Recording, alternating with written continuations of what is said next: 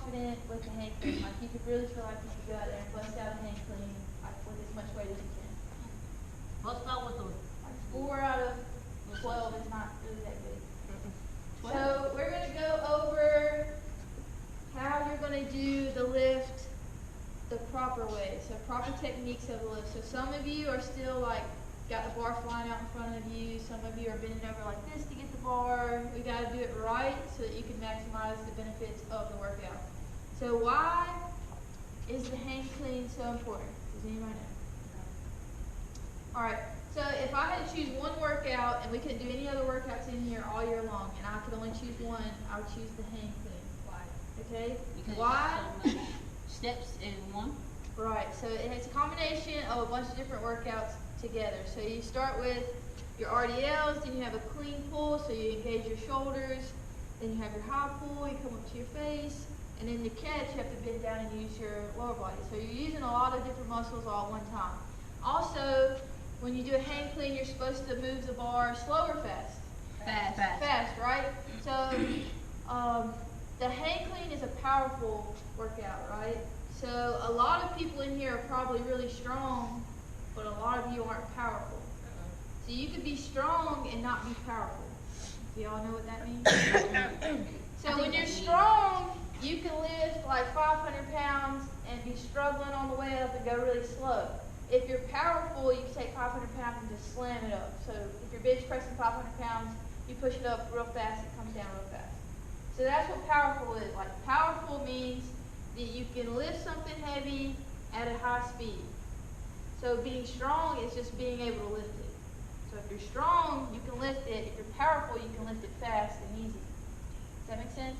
So that's why hang clean is so important, because you do jerk it up off the ground fast, and it's an explosive move. So how can you translate this to sports? How are you explosive in soccer? Like what's an explosive movement in soccer? Explosive how? Running off the line and kicking the ball, right? Yeah. So you don't run over to the ball like this, right? You explode to the ball and you explode through your kick, right? Yeah. So that's how a hang clean is going to translate outside of the weight room. So you might think, well, in soccer, I never go like this and jerk a bar up, right? You never do that, but you do explosively come after a ball. So it teaches you how to be explosive outside of the weight room, all right? And it also translates power outside of the weight room. Has everybody got that? Okay? So is this gonna help me with chocolate? Yeah, so anything that's explosive, anything that's powerful is going to help you. So especially you, because what do you have to do in chocolate? You have to be what? Strong and powerful. Strong and powerful. So powerful, that's going to make you do something easy and fast, right? So you got to throw the ball fast, or... Oh, so I am powerful. Something like that. So the slower you throw a ball, is it going to go further if you throw it faster, or is it going to go further if you throw it slow? Throw it fast, right? So that's going to translate, that can translate over to track and field and shot put. Because if you throw it slow, the gravity's gonna hit it down. Right. And that's the same thing with the hang clean. If you pull the bar slow, you're not going to get it up to your face. So if you come like this and you're like, you're not going to make it. That's why I say jerk the bar up. So you should be jerking the bar up as fast so that you come up on your toes. So you shouldn't be like, oh yeah, I'm jerking the bar up, I need to come up on my toes. You should naturally come up on your toes because you're slinging the bar up so high. Okay? So think about that when you are doing this today. Use these 5 things when we go through hang clean today. So think about, these are the 5 steps that you need to be doing when we're doing hang cleans today. So really focus on these when you get to this part of your workout. Okay? So the gorilla stance, that's obviously you walking up to the bar and picking it up like this. So you're not walking up to the bar and leaning over like this and picking it up, right? Your chest is up, your head's up, you're looking at something ahead of you. Okay? So that's really the first step. So the good thing about having partners is your partner can tell you, hey, your back is bent and you need to straighten your back up, right?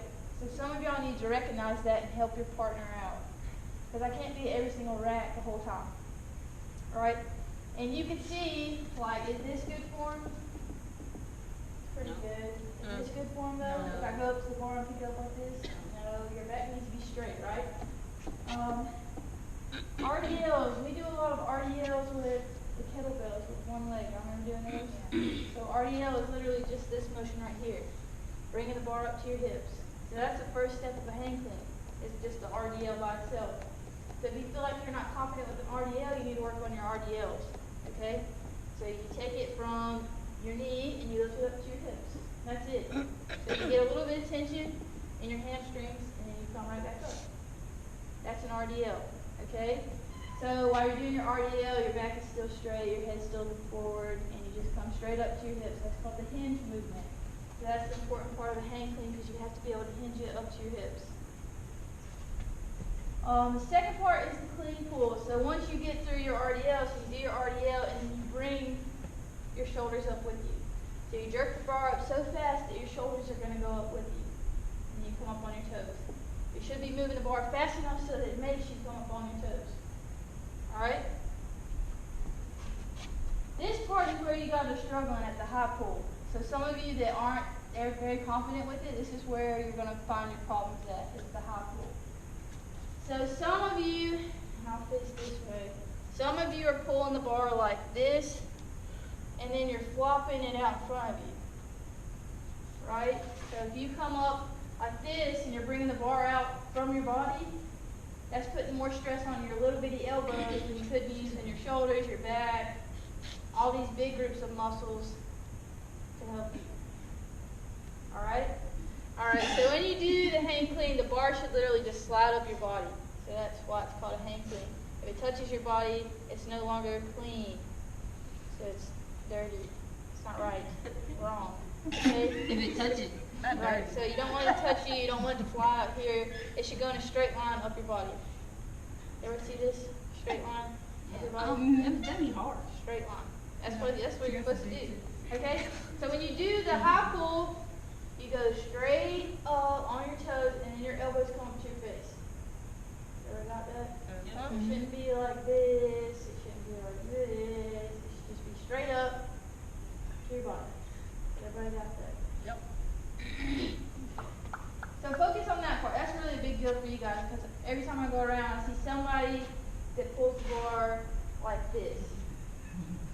That makes it so much harder than it has to be.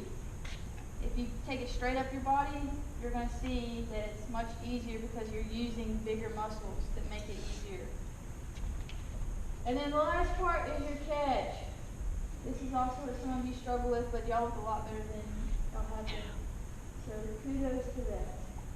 So your catch, you bring it straight up your body, you do one of these, so you come up on your toes, and then you flip your elbows forward and catch it on your shoulder. Right? So it should be on this fat part of your shoulder. You should land just like a front squat. So when you're done and you say, okay, that's one rep, you think, is this how I end with my front squat?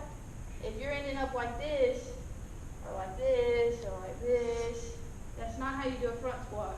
So when you get to the end, just think, could I do a front squat from this position? And if you cannot, then you didn't catch it correctly. Okay? So what we're going to do is break down, get two on each rack, and then just go through all these motions and make sure you know all of them. Make sure your partner's looking at you. Make sure your partner's saying, no, that's not very good. You need to keep your back straight. You need to soften up your knees. Anything you can tell your partner to help them do that.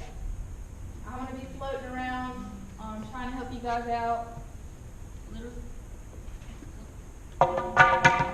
So use your partner, use me,